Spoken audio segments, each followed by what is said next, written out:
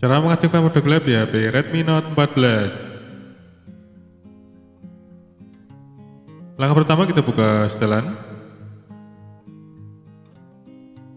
Lalu kita scroll ke bawah.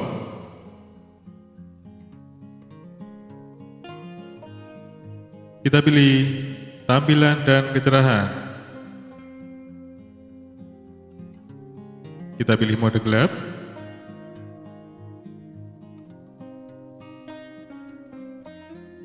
Oke, tampilan akan seperti ini.